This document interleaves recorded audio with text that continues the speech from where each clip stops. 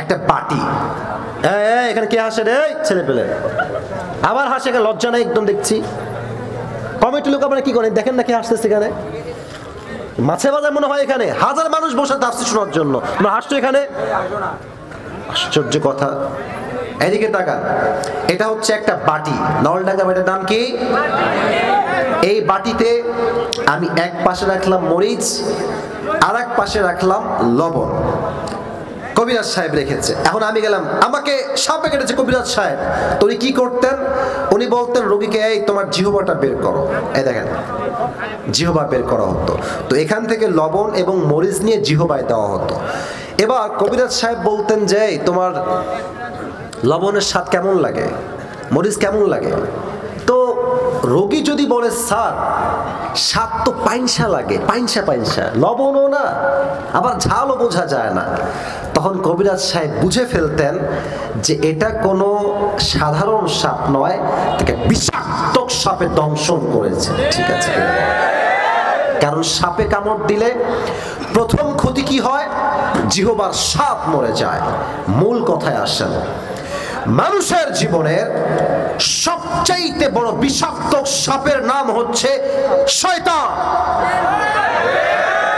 শয়তান যখন মানুষকে ওয়াসওয়াসায় ফেলে, আর যখন মানুষ ওয়াসওয়াসায় পড়ে যায়, তার ঈমানের স্বাদ নষ্ট হয়ে যায়। তখন বোরকা পরতেও ভাল লাগে, পার্কে গিয়ে প্রেম করতেও ভাল লাগে, তখন দাড়ি রাখতেও ভাল লাগে, সুদ খাইতেও ভাল লাগে, তখন মসজিদের সভাপতি হইতেও ভাল লাগে, ঘুষের সঙ্গে জড়িত হইতেও ভাল লাগে। ঠিক কিনা বলে?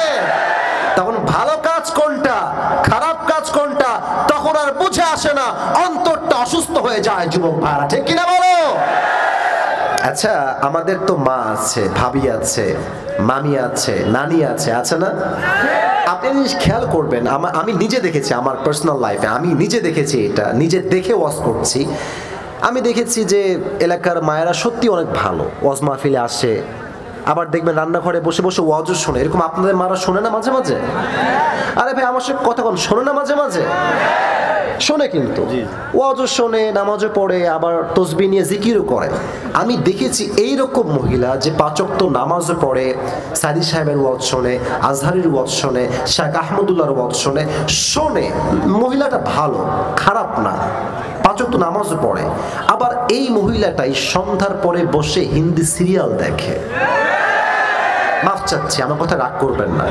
তো সমস্যা কোথায়? মেয়ে তো নামাজি মেয়ে, মা তো নামাজি মা, ভাবি তো নামাজি ভাবি, দেখে কেন সিরিয়াল? কারণ ঈমানের স্বাদ নষ্ট হয়ে গেছে। তো তাই ভালো কাজ করতেও ভাল লাগে, খারাপ কাজ করতেও ভাল লাগে। ঠিক কিনা বলে? ৩ নাম্বারটা বড় মারাত্মক নলডাঙ্গার ভাইয়েরা, যাদের হৃদয় মরে যায়। ৩ নাম্বারে আল্লাহ বলছেন, কোরআন তো এখানে নাই, কোরআন আছে ওখানে? কোরআনটা এদিকে দেন। এই কোরআনে যা আল্লাহ বলেছেন, আমাকে একটু এবার জোরে বলুন তো, একটা কথাও কি ভুল আছে এখানে? ঈমানের কথা ভাই, কোন কথা কি কোরআনে একটা শব্দ ভুল আছে? একটা বাক্য ভুল আছে? একটা মেসেজ করে ভুল আছে? আল্লাহ বলছেন যাদের আত্মা মরে গেছে, আল্লাহ বলছেন উলাইকা কাল আনআম বাল হুম আযাল, আল্লাহ বলছেন তারা কুত্তার চাইতে নিকৃষ্ট। আমার কথা নয়, কার কথা? আপনি আমার কথা নো বলবেন, বাট আল্লাহর কথাকে আপনি চাইলেও নো বলতে পারবেন নলডাঙ্গার ভাইয়েরা? এখন প্রশ্ন করি, উত্তর দেন তো নলডাঙ্গার ভাইয়েরা। এই পৃথিবীতে সৃষ্টির, আবারও বলছি, সৃষ্টির সেরা জীব এই পৃথিবীতে কারা? দিল থেকে কারা? আমিও সৃষ্টির সেরা, আপনিও সৃষ্টির সেরা, আমরা হলাম আশরাফুল মাখলুকাত। আর আল্লাহ আমাকে আপনাকে বলছেন তুই কুকুরের চাইতে খারাপ। প্রশ্ন হতে পারে কেন এটা আল্লাহ বললেন? আমিও ভাবতাম কেন এই মানুষ কুত্তার চাইতে খারাপ কেমনে হয়।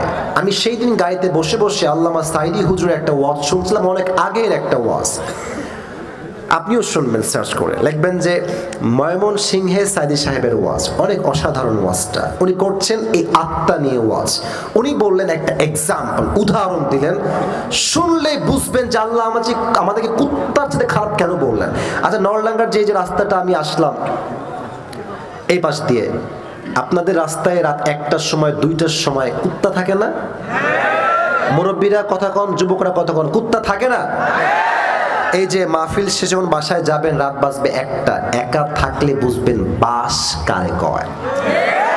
চতুর্পাশ থেকে কুত্তা এমনে ধরে, মুরব্বী আব্বা গো, ভয় কুত্তা ধরবে বলে। আচ্ছা এদিকে তাকান, উদাহরণ ভালো করে বুঝবেন, হাসির খোরাক দিচ্ছেন, উদাহরণ বুঝবেন।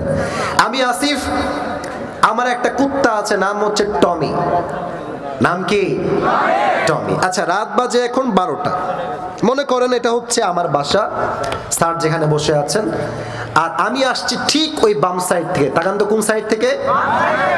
আমি দেখেন ওই যে হলুদ দেখা যায় না, হলুদ হলুদ আর নীল, ওখান থেকে আসছি। তো আমার কুত্তা আছে এই স্যারের যে, এই যে আমার বাসার সামনে। তো কুত্তা ভাবতেছে someone is coming from outside, কে যেন দূর থেকে আসে, অন্ধকার চেহারা দেখা যায় না। দেখবেন কুত্তা দূর থেকে ঘেউ ঘেউ ঘেউ ঘেউ ঘেউ করে। মালিকের চেহারা দেখে নাই, মালিক যে আসছে চেহারা দেখে নাই। আমি আসিফ যখন আস্তে আস্তে আস্তে এই লাইটের কাছে চলে আসছি, চেহারা ক্লিয়ার হয়ে গেছে।